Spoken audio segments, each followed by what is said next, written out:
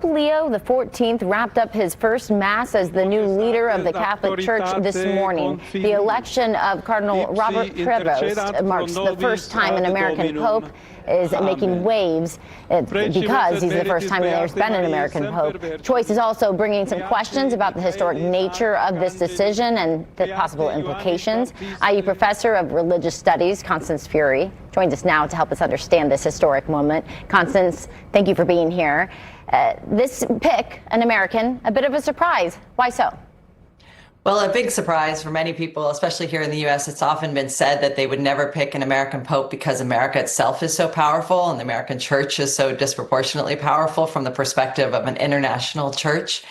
But it's really important. I think one of the most intriguing things about this guy is not just that he is from the U.S., but that the Vatican lists him as the second American pope because he spent so much time in Latin America as well as the U.S., and it really gives you a sense of how they think about it, both as a U.S. pope, but also as a pope from the Americas. Interesting. His name, too, Pope Leo, also was a surprise. What's the significance of that? That's a great question. Pope Leo XIII was a late 19th century, early 20th century pope. He's often described as the author of Catholic social teaching. He wrote this encyclical called Rerum Novarum, which argued against what he called the excesses of both socialism and capitalism, made strong arguments for workers' rights.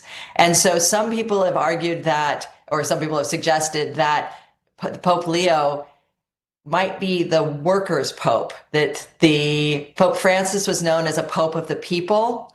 And some thought is by choosing the name Leo, that he is declaring himself a pope of the worker. Interesting. He's also the first Augustinian pope and is widely regarded as a centrist. What does that mean, the Augustinian aspect of it, and how could this be linked to maybe a recent post that he made on X? Right. So the question of him being an Augustinian pope is really interesting. He also went to Villanova, so a shout out to Villanova. I mean, Chicago is especially excited about this pope, and there's lots of reasons why they are.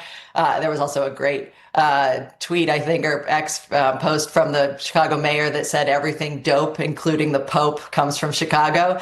But he went to Villanova, which is the only Augustinian university in the United States, as well as being a graduate from this Catholic Theological Union in Chicago. So he has a lot of, connections in the U.S. But the Augustinians were a mendicant order. So that means that they were an order out in the world rather than an order in monasteries. It was a missionary order, and he went to Peru as a missionary pope as a missionary priest. That's an important background, I think a fairly unusual background for pope. And he worked as a missionary priest in the Augustinian order with the poor and the marginalized and the dispossessed.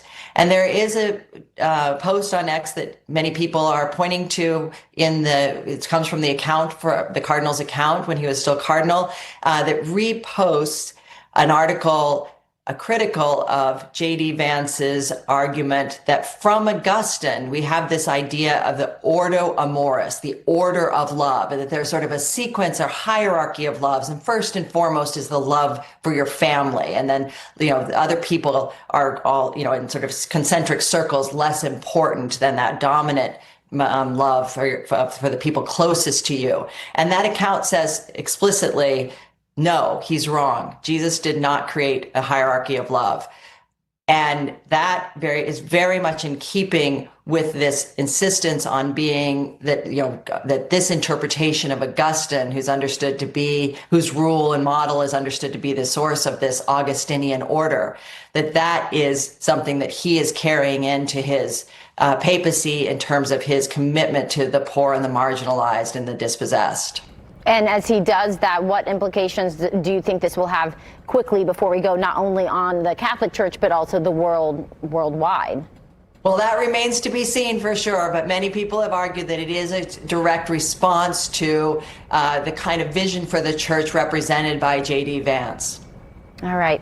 Constance Furey, thank you so much for joining us and giving us some insight into what is clearly a historic moment. We appreciate it.